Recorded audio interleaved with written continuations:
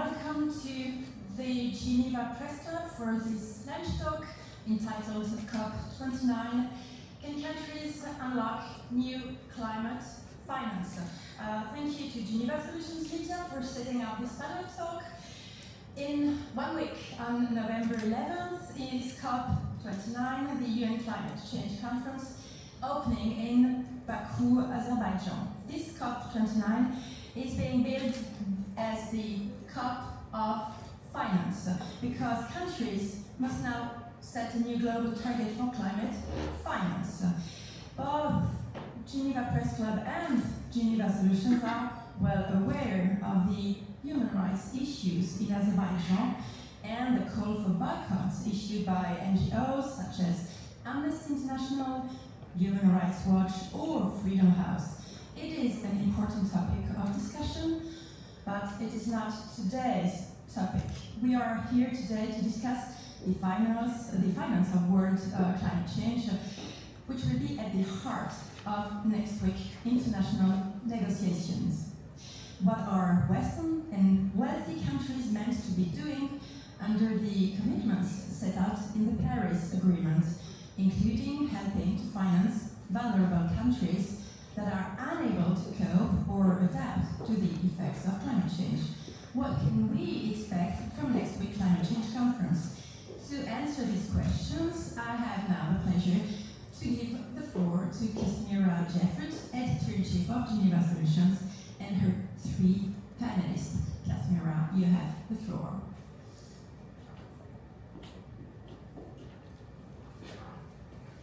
Good afternoon, everybody. Thank you for joining us. 15 years ago in Copenhagen, developed countries committed to raising $100 billion per year by 2020 to help address the needs of developing countries in fighting climate change. That number was only met once in 2022, despite needs being estimated now to be running into the trillions. Now, countries have less than 1 year to set a new and more ambitious climate goal, known as the new collective quantified goal. This is what will be or should be finalized this month in Baku. On top of that, current national plans put the world on track for a 3-degree warming, more or less, over the course of this century. That's according to UNEP. Plus, this year's discussions are being made more problematic by the difficult political and economic backdrop, and the fact that this year's event is being held in Azerbaijan, a patch will say that is expanding its oil production, but also known for its suppression of civil society, including journalists and activists. Conflicts worldwide have also taken the attention off the climate emergency. So it's against this backdrop that we're here today to discuss the main theme, which is the financial objectives of this COP. And I'd like to introduce our panelists. We have to my far left, Amelia Santos-Bolino, Chief of the Investment Research Section at UN Trade and Development within its Investment and Enterprise Division. Sorry, a bit of a mouthful there. Matthew McKinnon, Founder and Executive Director of Aruha, and Yen Van Dam, who's a Senior Campaign within the Center for International and Environmental Law's Climate and Energy Program. Thank you very much for being here. So I'd like to start with just a key question on behalf of this matter. Why is this the finance deal so important at this stage, and for whom? Yeah, perhaps you could start us off. Hello, this is Yen. It works.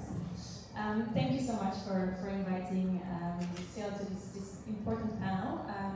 I think the finance deal is important for everyone, as we see the raging impacts of the climate crisis, as very recently we saw even in Spain, really highlighting the importance of and the urgency of scaled-up finance to stop this climate crisis and to also help communities adapt to the impacts and of course also address the loss and damage. We've seen this across the globe, but of course it's the communities of developing countries that are facing the most impacts, and therefore for them it's the most important to have this urgent scale of climate finance.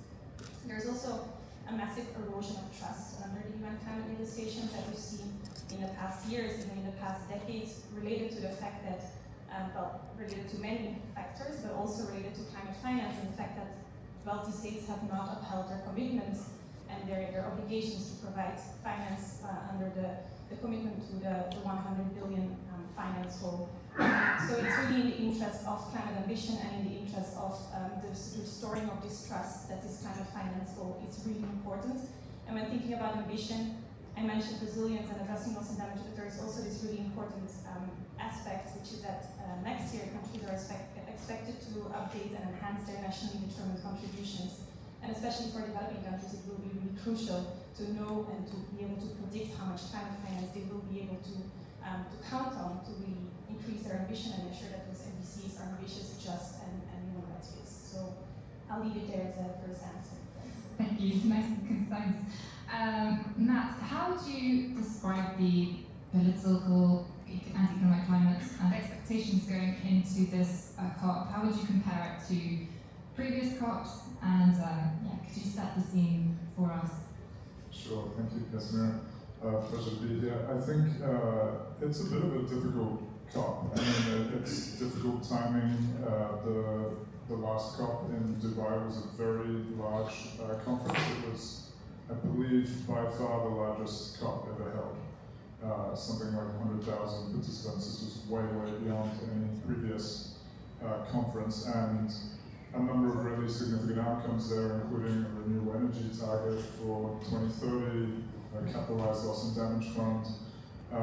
And we know that next year, as Lynn mentioned, when all countries are supposed to be presenting their new climate targets, that's going to be in Brazil, that's COP30, that's also a major COP. And so somehow this is a little bit of an in-between COP, which is not to say it's not significant because, like Lynn was saying, countries would set potentially more ambitious targets if they had confidence and awareness about the types of finance that they could count on. At the same time, we know that at least the way that finance has been structured under the Paris Agreement so far, it's that developed countries are the ones that have a specific obligation to provide finance, and the largest developed country, being the United States, is having its general election tomorrow. And we may or may not know potentially even the outcome as we move into Baku in the coming couple of days. So it's a pretty significant development that is somehow overshadowing, I think, this COP, because it's quite hard to know.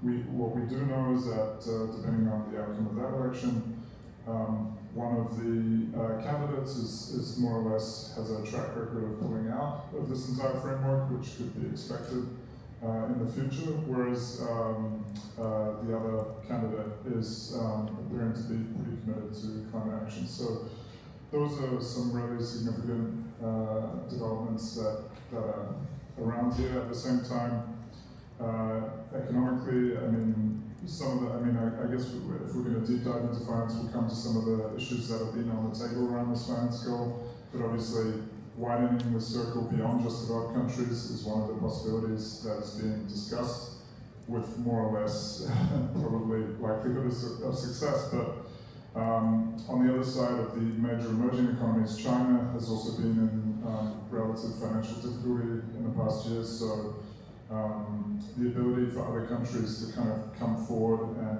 fill gaps on finance is also in question. So I think that's a little bit on the landscape. Thank you.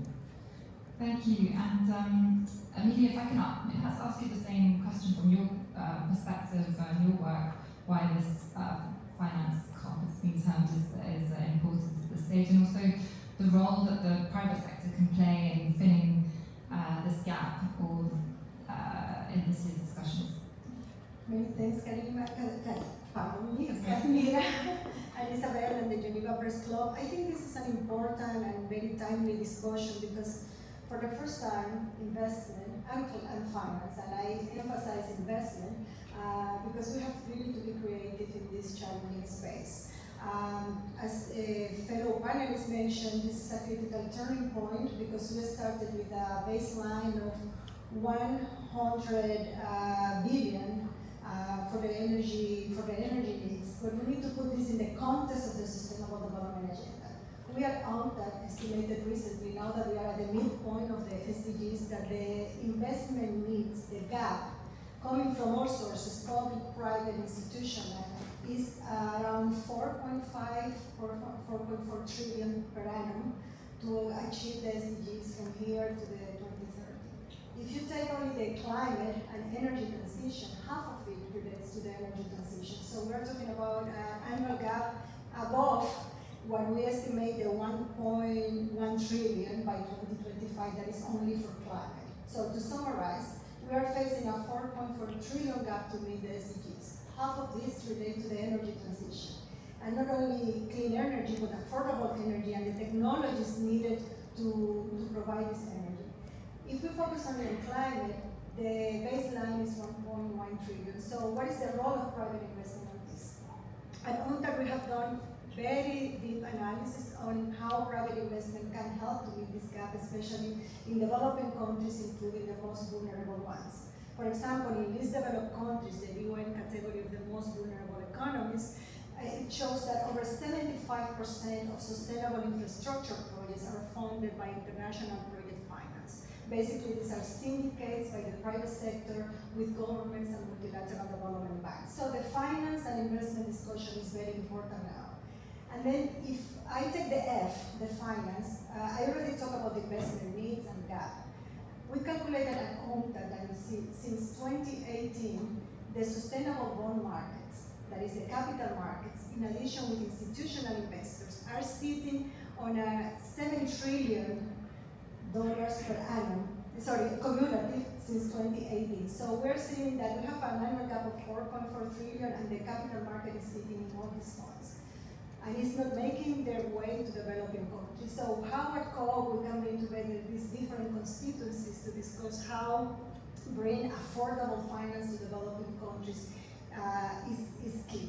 As I said, developing country services depend on this funding.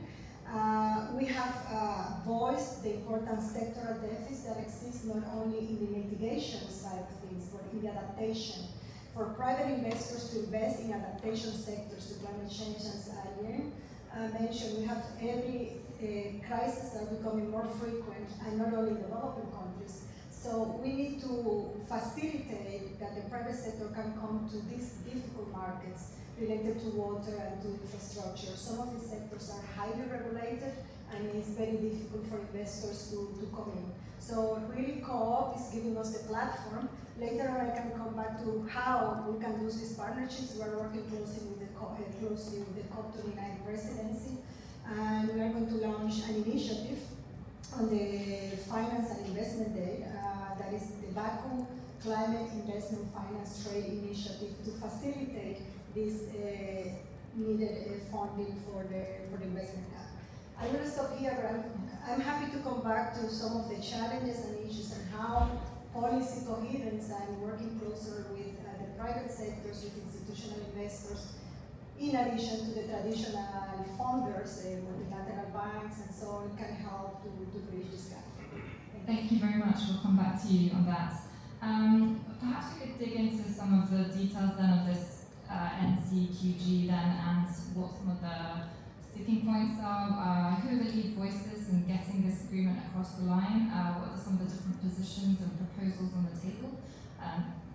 Matt, would you like to take this one? Sure, I'll start that off. Well, I think it's important to remember a couple of things. One, that the 100 billion, it actually predated the Paris Agreement itself. It was first tabled around in the run-up to the 2009 Copenhagen Summit, which did not work out.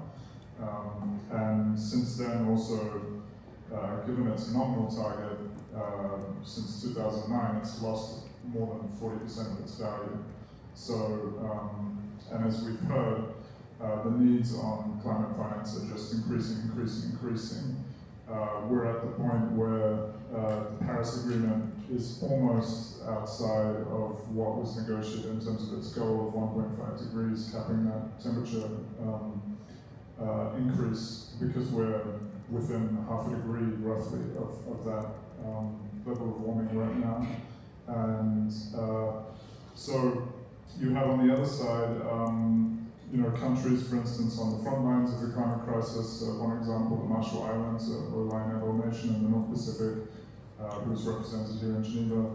They, in their national adaptation plan, they attempted to quantify how much resources they would need to protect their main couple of urban centers from 0.5 meter of sea level rise, and the amount is more than 1 billion, which is multiple times the annual GDP of the Marshall Islands. And obviously they do not have the resources for that in the Marshall Islands. So you have countries responsible for climate change, countries not responsible, feeling the impacts, lacking the resources. You have an agreement on the whole which is almost coming to pieces in the sense that it's been brought right to the brink of what it can look to achieve, and it hasn't all been played out yet. There's been a lot of momentum since the Paris Agreement came in. There have been significant increases in climate action.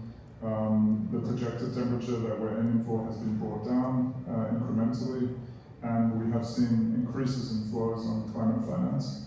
But what remains to be negotiated is kind of everything, and also not that much, depending on the way you look at it, because the Paris Agreement has not left too many things open on this potential goal, except that the 100 billion goal runs out next year, that there should be a new goal put in place that is from a floor of 100 billion per year.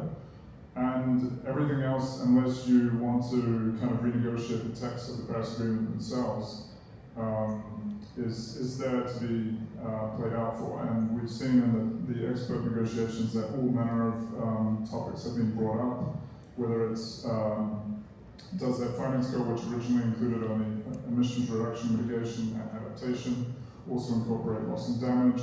The scale, there have been talk of the level of 1 trillion, who is contributing, how do you have sub-goals across different sectors, how does it relate to debt and grants, because obviously this is all playing out in a situation where many developing countries are in type of debt crisis, and a lot of the climate finance is being brought forward in the form of debt, and there's questions about whether that sustainability of debt is going to be maintained. You mentioned, Amelia, the Sustainable Development Goals, which require even more funding. Is there going to be cannibalization between the Sustainable Development Goals and climate in terms of development finance? So these are all kind of questions that are on the table. I'm sure colleagues will also want to add more, because there's just so many details at play, but just to give an idea. Yes, at the end, if I can ask you to maybe rebound on one thing that Matthew brought up there, which is the loss and damage part of the agreement, whether or not it will be included in this agreement. Perhaps to start with, could you tell us where we stand on getting this fund up and running? I know there's a series of meetings on that as we speak, and after COP as well. And what are the main challenges in operationalizing it and getting funding to come in? So thank you. Sure. Yeah. While it may seem that loss and damage is not high on the agenda of Baku, it is actually strongly part of the NCQG discussions, and there is, as you mentioned, the whole operationalization of the loss and damage fund that is ongoing on the sites in the board meetings of the fund. So maybe just a little bit of context. At COP27, the loss and damage fund was established. By COP28, they came with a governing instrument. It was adopted at COP28, and now since this year, we've had board meetings really fleshing out the details of the operational modality of the fund further. The governing instrument that was decided at COP28 had significant flaws related to, for example, contributions of developed countries. Obligations related to that are missing from the governing instrument, and because of that, we've also seen that pledges that have been made at COP28 as well are quite low. So we're talking about hundreds of millions, while we know that the needs for loss and damage are hundreds of billions. So currently, the fund is underfunded. And then sorry, just to ask on that, by flows, do you mean in terms of the contributions being voluntary rather than any other flows? Yeah, so there is the flaws related to that, which has led to the underfunding that we see right now, and then there is other flaws related to strong guarantees, for example, that the fund will operate in line with human rights obligations, that there will be strong safeguards in place. There are some good elements also to the governing instrument. For example, there is a mention of the importance of small grants for communities and direct community access. So there's some good things, there's also a lot of things missing. And a lot of the decisions were actually moved to the boards to be made. And so this year we've seen up until now, there's been three board meetings where we've seen mainly procedural decisions being taken, which are really important to get the fund up and running. So it's good that they've been made. We're talking about the host country of the board, the selection of the executive director, the agreement with the World Bank for an interim hosting arrangement with the fund. So all of that has been decided, and now we're expecting the week after COP29 there's the fourth board meeting, and there we're expecting that there will be an acceleration of the more substantive decisions and discussions, mostly on things like community access, like the scope of the fund, the scale of the fund, participation of communities in the fund. And so COP really comes at a critical moment in between those third and fourth board meetings to really also inform again what the board will decide and really give a clear signal that the fund will operate at the scale of the needs and that the fund will really live up to the priorities of those most affected by the climate crisis. And so that also of course links to the climate finance goal. I don't know if you wanted to also go into that or... Yeah, I was wondering how what are some of the issues around the loss and damage fund being included in the wording of the final agreement?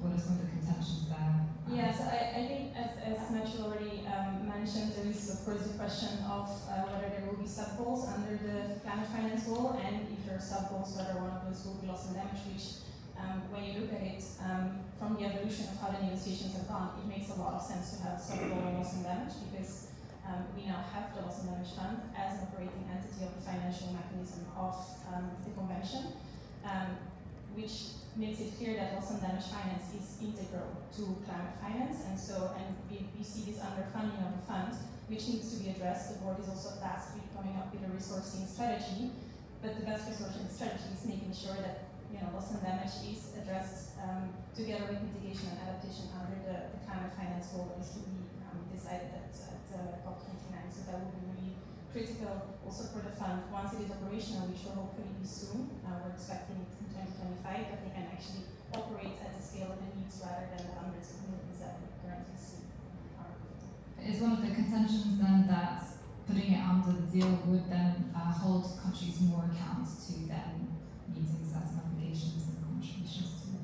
Yeah, I guess the argument is that loss and damage is not explicitly mentioned under Article 9 of the Paris Agreement, and that's where the climate finance goal is mentioned. But again, when you look at it from the evolution of the negotiations, also there's no legal argument to say that it couldn't be part of the climate finance goal. I mean, it's very clear that there is a need. There's also been repeated recognition in the form of co-decisions that there is a need to increase finance for addressing loss and damage. So if you look at it from all those perspectives, it just makes a lot of sense to have loss and damage under the climate finance goal. And yes, probably the resistance against it is, of course, that it would lead to an obligation to pay for loss and damage very explicitly under the rules. So just to follow up, thank you, Matthew, what you were saying about the this debate around increasing the scope around which countries should be paying up. There's been pressure on China and others, big emitters, to weigh in more on this. What expectations do you see from countries like China? And maybe Emilie would also like to comment on this to pick up some of the slack here and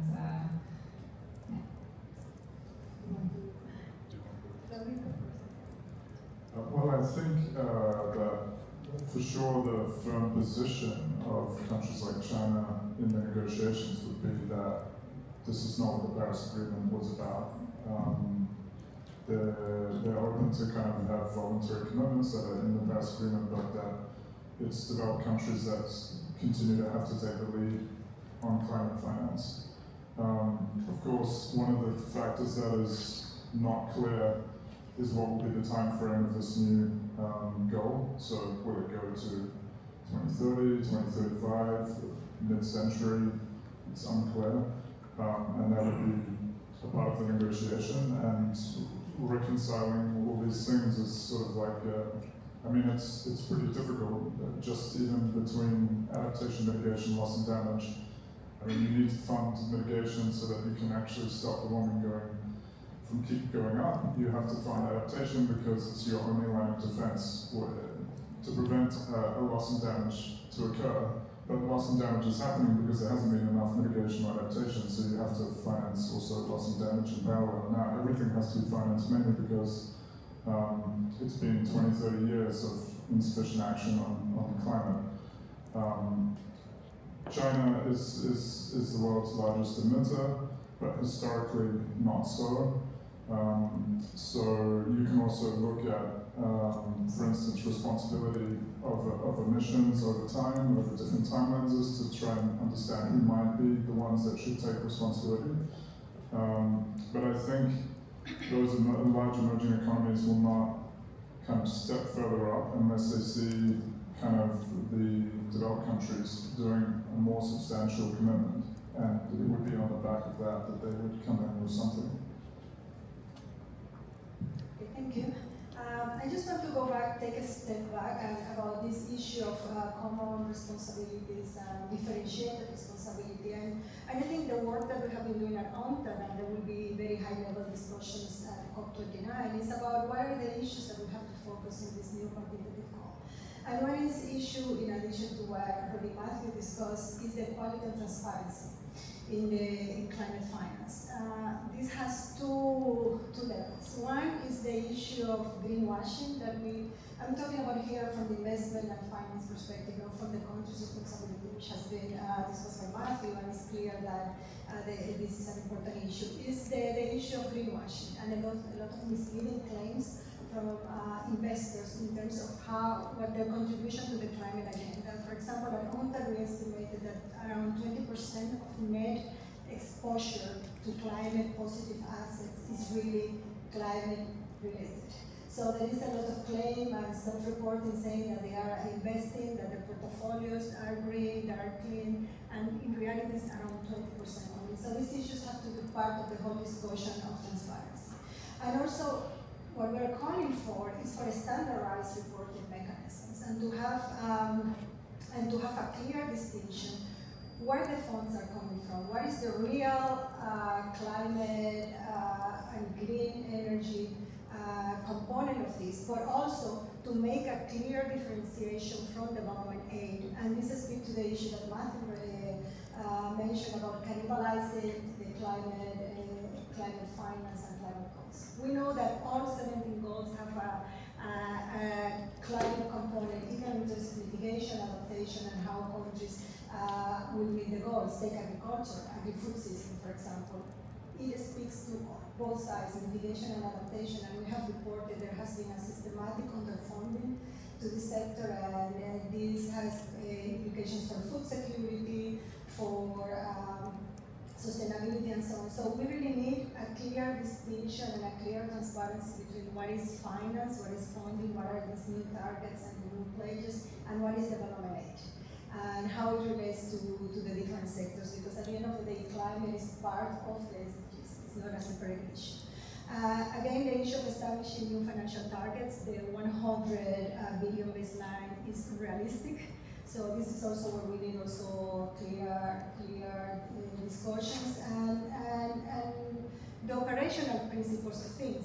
We need to build capacities in vulnerable countries to be able to incorporate, to embrace these operational principles that the new quantitative goals are going to bring to the tables. COP30 will be the opportunity for countries to update the national determined contributions, those that don't have to bring the new NDCs to the table. And what we are trying to advocate is for more coherence between different policies, between climate, between investment, and between trade, to help countries to achieve those goals and to be able to better benefit from all these those initiatives and to meet their financial requirements. So these are the four issues that I think we really need to put on the table, and that our UNCTAD is doing work and has been presenting these issues in the new financial targets, the grant versus loan debate, because the debt burden in many countries is becoming unsustainable. You have countries spending more on debt services than in key social services, and the issue of transparency in climate, and the issue of operational principles, and how we can help support in countries to achieve those. Thanks. And going back to what you were mentioning earlier in your first point, how do we go about then facilitating investment? So if we do see a ambitious targets, being hopeful here, but from countries at this COP, what would it take to make it easier for the private sector to follow suit and step up? I really would have a lot of work to do there because risk perception is still very high in the sustainable infrastructure arena. We are currently doing some work on how to help to de-risk investment in developing countries. For the sustainable investment, sustainable infrastructure, the upfront investment is very high, and there are concerns about political instability, exchange rate risk, and so on. So project preparation in developing countries, working closely with developing countries in project preparation is key. And as we showed in the World Investment Report 2023, many of these projects are realized through public-private partnership, which might have an ugly face because of the issues in some developing countries, corruption and so on, but to be realistic, this is the way where investors come into ports, into hydrogen, into this big sector. So finding and facilitating the risking tools for investment like guarantees, insurance guarantees, and so on, political risk guarantees and insurance, all these issues are important in this debate, and that's why we are advocating to help countries to improve their NDCs. We show in the World Investment Report that only 140 countries have some sort of vague idea of what are the investment needs to meet their 2030, 2050, 2060 targets. So out of these, only 40 have clear ideas of the investment needs and sources. So you are jumping into an NDC saying that you are going to have a net zero or certain targets by 2035 without having a clear idea where the finances are coming from. So we have to take like 10 step backs and go to the risk cases. Challenging conditions, increased environment we show, for example, that in countries like Africa, countries in the region of Africa and some vulnerable countries, risk is the main issue that investors will mention, like risk perception. So helping them in project preparation and entering into this PPP with a strong foot is important. Also, we show, for example, in the report that if these projects are done well, these PPPs, for example, bringing in the government stake, bringing the private sector, and bringing multilateral development banks can help to reduce the cost of debt by around 40%. This is for renewable energy projects. So partnerships do help countries to have affordable financing. And that, again, this is something that we are trying to put on the table with this new dialogue initiative at COP. I hope it was not a long story short that say that funding challenges have to do to high percent risk, to insufficient institutional infrastructure in many countries, and the lack of policy coordination entering into the NDCs. Thank you very much. Really concise targets, what we'd like to see out of this COP. Kind of got about 10 minutes left, or just less, so just to wrap up with some final questions, coming back to our initial question of this panel, and just with the concept, the COP in Cali, the biodiversity COP in Cali just wrapped up this weekend, and we saw there that no finance deal was agreed, and there we were talking about some much lower than what countries are setting out to do next week in Baku. So given this, what are your expectations for the outcomes of this summit? Liana, do you want to start? Yeah, I think, without having followed negotiations in Cali closely, there were other colleagues, but like judging from what I've seen, I think it's very clear that there is the same challenges happening there as we've seen in the climate negotiations, where there is an increased need for finance and there is a lack of political will from the countries that are supposed to provide this finance to developed countries. Given that finance is a make or break topic for COP29, I would expect some hopefully some willingness to come to an agreement and to really discuss ambitious outcomes, and also a presidency that will hopefully really focus on getting not just a good deal but a good deal. And just something that I think is really key to highlight and that we haven't really discussed yet here is that the finance is there. There's so many studies that show that there is enough money that can be invested in climate action, in biodiversity action, thinking of redirecting fossil fuel subsidies, other high-emitting sector subsidies, thinking of tax justice policies, thinking of the trillions that are being invested in wars. There's so much public finance available, and it's really a matter of redirecting it to the places where we need that finance. And that's the reason why I said there is this need for finance and there's a lack of political will, because it's not that the finance is not there, it's really about political will to shift it.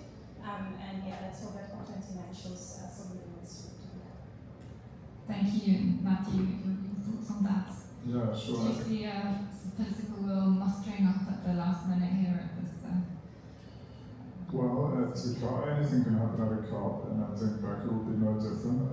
If I could take a stab at where the landing zone would seem to be, I think it would be at least helpful if there's something like a framework on the finance goal that at least closes off some areas, allows some of the ambition to be there, maybe not completely agreed, but enough to give confidence to countries that it's heading in the right direction and details remain to be worked out. I would be pleasantly surprised if they come up with an actual ambitious goal and then it's a sort of a done deal. And I guess there would be real disappointment if there's just nothing serious at all. So somewhere in between, but I think Lynn is right in that there are many different ways in which finance can be available. And by the way, the 100 billion target language is extremely kind of weak and open as it is, the existing goal. It's public, it's private, it's loans, it's, it covers basically anything and everything. So I feel like they could come up with a frame that works. That the key thing that I believe, especially for the private sector, that is necessary is a signal that the international community is committed to move to another level of ambition in addressing the climate crisis. And that can be done with an ambitious finance goal. That's a very important and significant thing that can come out of this process. If we level up the ambition by an entire quantum from 100 billion to 1 trillion or above, then that would set a very significant kind of bar for the global economy to work behind. And we know that the IFIs, the MDBs, like the World Bank and the IMF and others, they do work to deliver on decisions that are made in the UNFCCC, so under the Paris Agreement. So if we do have such a goal, it will have a follow-on effect and impact for the international financial institutions, and that will change a lot about the way finance flows around the world economy. Thank you. Thank you so much. I think Jelena and Matthew have given a very comprehensive answer. I want to emphasize the efforts to help developing countries in getting the fair share of finance and investment into the goals. And again, let me remind you of this initiative that the COP29 is launching in partnership with UNCTAD, UN Trade and Development, and the UNDP, also in cooperation with the WTO, the International Trade Center, and so on, to focus on 4 areas. One is to integrate policies. As I said before, we really need to align finance, investment, and trade with the national development goals. In many countries, there is disconnect, there is no coherence, and if they don't have a strong in-house policies, it will be more difficult to have a common negotiating position. The second issue is to promote local and regional platforms. We have seen important inroads, like for example, the East Africa energy corridors, the energy trade in the Mekong region. These things could be scaled up, but countries need support. So for us, in this Big Field initiative, this issue of knowledge sharing and helping developing countries to build this partnership is important.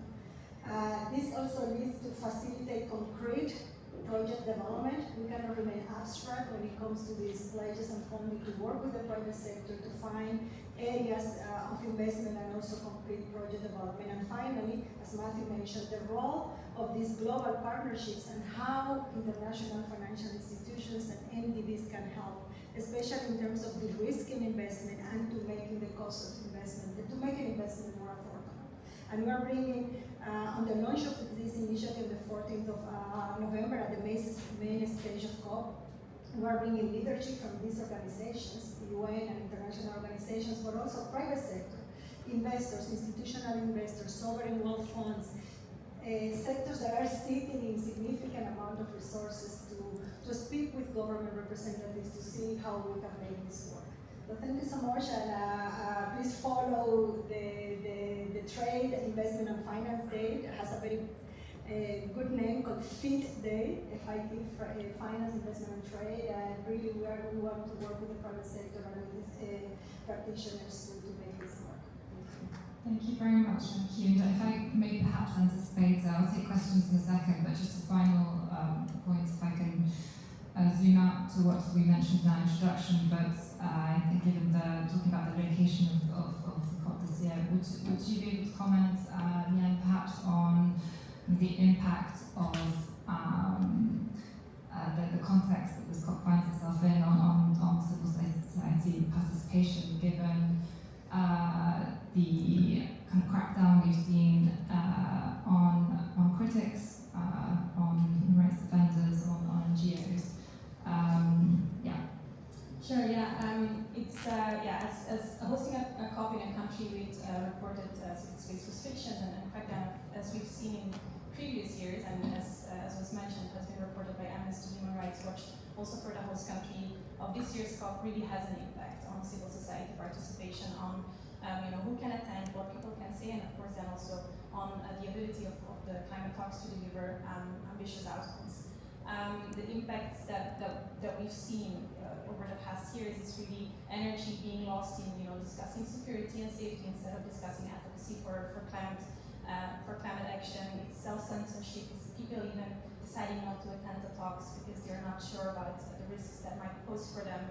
And a very specific example is also that normally yearly we have this very big climate march outside of the venue on the middle weekend, really mobilizing people from the host country to speak up and having this huge mobilization potential that we haven't seen in the past 2 years, and it has been moved to inside the so-called blue zone, which of course is also very powerful, but really significantly reduces the mobilization potential. So that's really, it's a problem, and really the host country, but also UNFCCC and all parties have responsibilities to make sure that there is a safe and secure civic space in the context of climate talks. That goes back to, for example, putting human rights safeguards in the host country agreement and also making that agreement public so that people also know what they're dealing with, which safeguards are in place when they attend these talks. And despite repeated calls from parties to make host country agreements public, we haven't, the one for COP29 hasn't been published, and people are traveling in the next days, so that's really problematic. And a leaked version of the agreement also shows that there are no strong human rights safeguards in place. So that's really, again, something, it's really a responsibility of all parties of the UNFCCC of the host country to make sure that going forward, that it's really there. And for this COP also, of course, that there is clarity that people's human rights are going to be respected in the context of the negotiations. Thank you very much for your comments. I'll close it here unless Matt, you want to add something? Great, well, thank you very much for this really enlightening discussion. We'll open the floor to questions. Please raise your hands, and there's a roaming microphone. The gentleman at the back. Thank you for a very important event. I would like two connected questions. First of all, regarding the transparency with the climate finance, you mentioned about greenwashing, and when some stakeholders or countries able to use climate finance issues for greenwash themselves, but it's also, could you explain if it's possible to, is it also meaning like a green laundering, because some countries, like especially Azerbaijan, they are using green economy for literally for launder their stolen assets from public funds. Is it also part of these issues or not? And what do you think after, how is it possible to implement integrity philosophy with the climate finance if, for example, host country who is organizing COP29, they are not people who is able to promote transparency, not even with climate finance, with the general public funds issues. Because it's like, if you want to defend something, you need to be believed to this values. According to the Transparency International, Azerbaijan is the most corrupt regime in the world. And now these regimes are taking the lead with the defending transparency of climate finance issues. That is, how is it possible to do something if we're living in this kind of fake upcoming COP29 realities? I think. My name is Ilham Əliyevdən, by the way, of the COP29 campaign, which is established by Azerbaijani exile-based NGOs. I can only speak, as I said, from the technical side of things, since my position, that's what we do. When I talk about greenwashing, what we do is we analyze the net position of investors. That is bonds, funds, institutional investors, and so on. Because, you know, since the Global Compact was launched, all investors need to report on environmental, social governance, and how their assets are invested. So many of them, the majority says that they are doing green investment, that they are promoting gender equality. In reality, 20% of the net assets are really climate related. So that's why we refer to greenwashing. Linking this to the goals, what we are promoting is quality and transparency in climate finance in two ways. One is to really, and to address the issues, the concerns that Matthew mentioned, what is really aid, what is loans, what is credit, what is investment. Because there is a lot of confusion here, and then at the end of the day, countries might end up with a very high debt burden in the form when they thought it was an official development assistance or was an investment. So this is what I refer to transparency, and also to have a clear, enhanced transparency framework to help with accountability. This is also another issue, but this relates to the quality and transparency of finance. I will not be able to speak to the other issues because they are beyond my professional capacities around that. But if the others want to address. Thank you. If you were to answer the first or second part of that. Sure, I mean, so the COP president is really responsible for getting the outcomes at this conference. And it doesn't mean that there's not a wealth of agreements and frameworks and structures that were already agreed and will continue on. And I think transparency, just to decode that a little bit, usually where that comes from in the negotiations, that the developed countries are giving a lot of money, they want to see that things are done in return, and that's called quote-unquote transparency. So they want to know emissions cut if money has been given for cutting emissions, etc. So that's, I think, those countries that have that most of their interests, they're going to be still there and present, and the COP presidency has to negotiate with them. And so I think they will still put forward the demands that they usually put forward, and it will be a reconciliation act as usual for the COP presidency to try and balance that versus what they're getting told by, for instance, developing country parties who don't want to take on too onerous a burden when they also have no confidence that there's much finance flowing. So it's always this tug of war. Thank you. We've got I'll take one question online and then come back to the room. Would one of the panelists care to comment on carbon markets and why it will also be important to resolve guidelines regarding Article 6, climate offsetting at COP? And it's not being kind of in our discussion today, it's true, but we can either perhaps leave that one.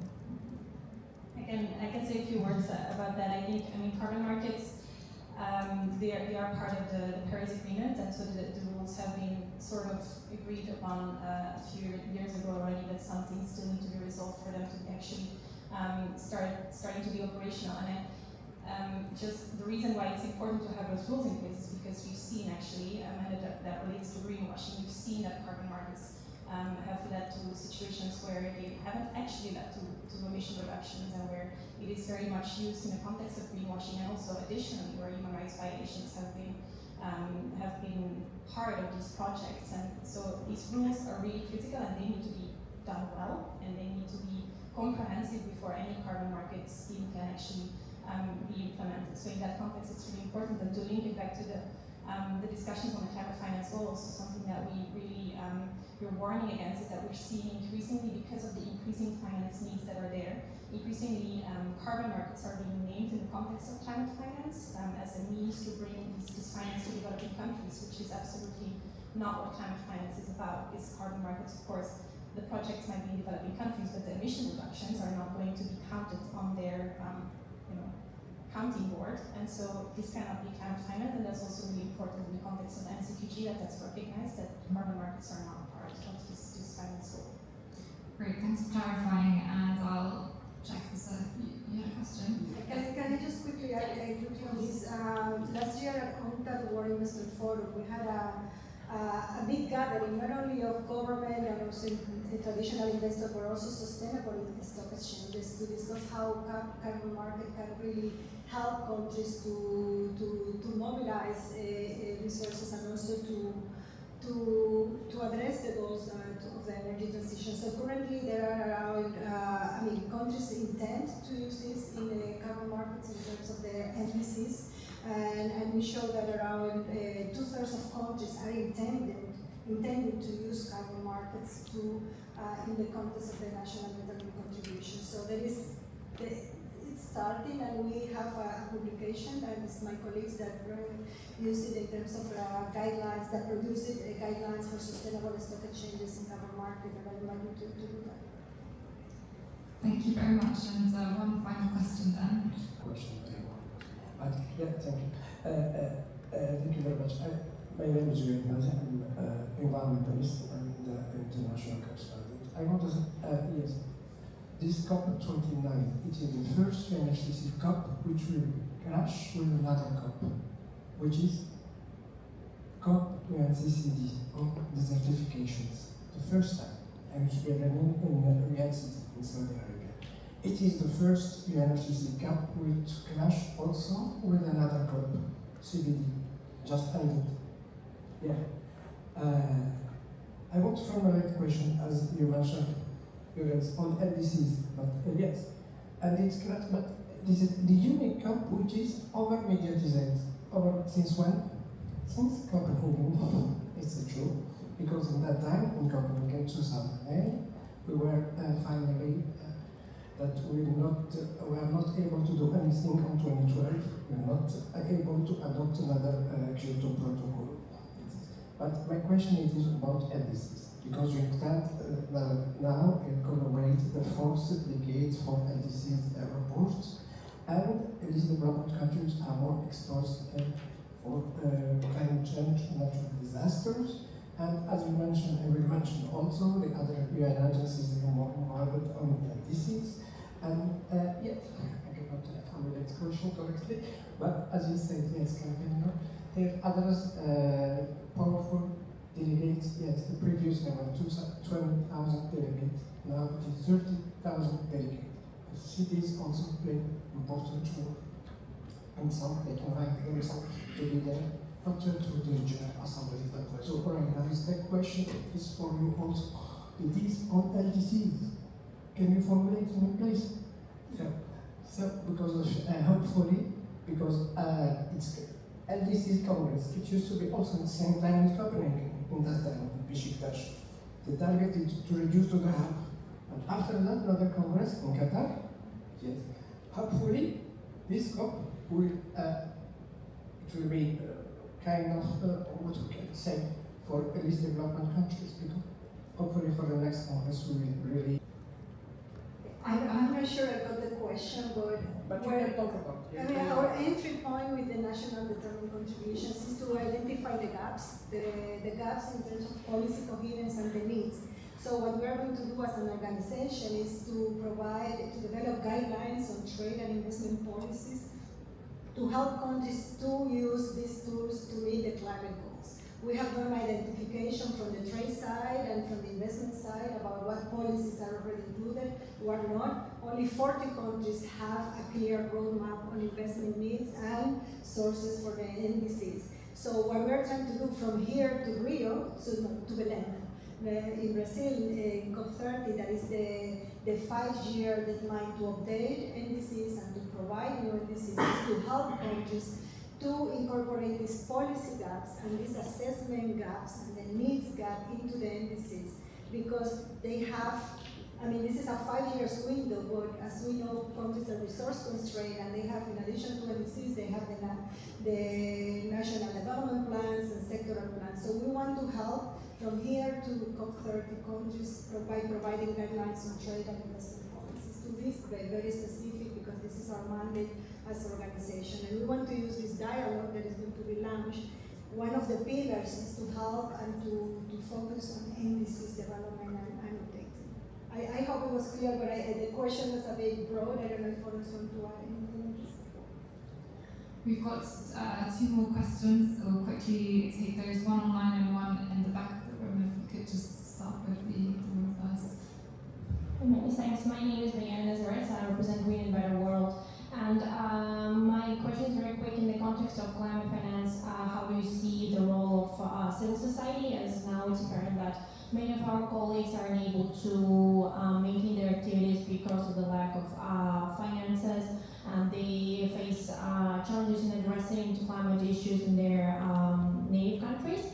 Do you think that meaningful participation in COP and other UNFCCC events is possible without strong civil society presence? And is there a way to bring this issue to the table? Thank you. Perhaps, yeah, you just answer this one. Yeah, thanks for that question. Yeah, it is definitely of concern, and I think it goes back to the last point I made, is that yeah, we need strong human rights safeguards in place at every COP. That means that we need transparency on the host country agreement, and we don't have that transparency, which is having an impact and has had an impact in the past on civil society participation, which I agree is really problematic from the perspective of coming to ambitious outcomes, including on climate finance. So yeah, what I would say is really, even like going into this COP and looking further, is really calling on the host country, calling on the UNFCCC, calling on all parties to make sure that civil society participation is possible at this COP and in future COPs as well, because it's key to ambitious outcomes. Thank you, and Tobias, I'll let you, yeah. Thank you very much. So we have one question online from Tim Stickins, the National. What's a realistic outcome in terms of widening the donor base? And his second question is, could it be written into an NCQG deal, or will it rely on voluntary contributions? Matthew. Well, yes, anything could be written into an NCQG deal, but I think we have to bear in mind that if we are talking about switching contributions that are not linked to developed countries from voluntary to mandatory, moving from the language of like these being voluntary contributions to they must provide finance, is a big leap forward in terms of what was negotiated in Paris and which is in the text of the Paris Agreement. So getting that type of change, I think maybe it's a bit premature for this COP, let's see. But again, given the general environment coming into this COP and that, there's huge competition for resources, it's even affecting climate NGOs, for example, as the previous question mentioned. Because resources are being drawn away for the crisis in the Ukraine, the crisis in the Middle East. This is not kind of a moment when the world economy is sitting there with a huge amount of money just wondering what to spend it on. It's kind of the opposite. And so, like I said earlier, I think that if big emerging economies who could potentially do more, and some of them, by the way, in the case of China, for instance, they are the world leader in several climate technologies. I mean, solar photovoltaics in the wind turbine industry now with Goldwind, and they're not an exporter of fossil fuels. So they could certainly see it to their advantage to be expanding economic and financial cooperation in this domain. But whether or not they agree to it in the context of the UNFCCC is going to be done on principle.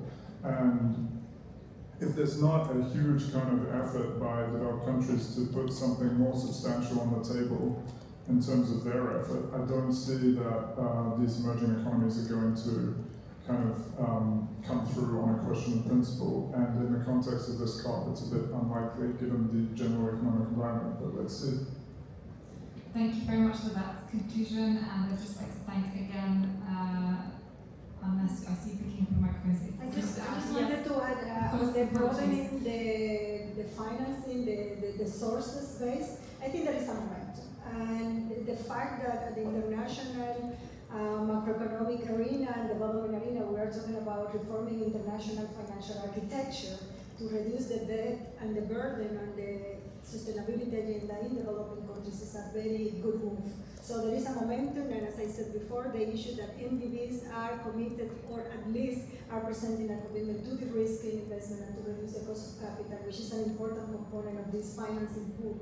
I think we are in the right direction, in the right move. Again, we need to work together, and we need to create a global cooperation platform, and this presidency is facilitating, and the forthcoming one as well.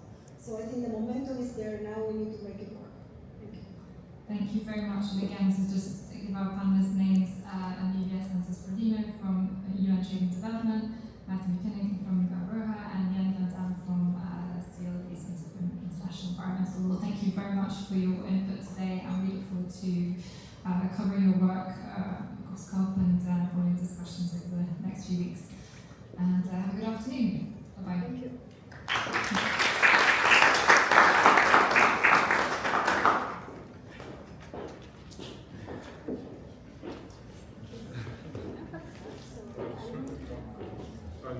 Okay, so what I want to say is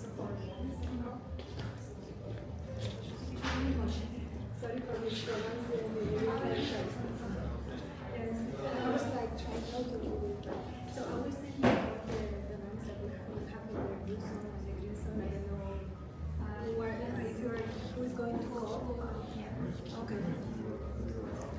Okay. Okay. Okay. So I think that is right. Some of them are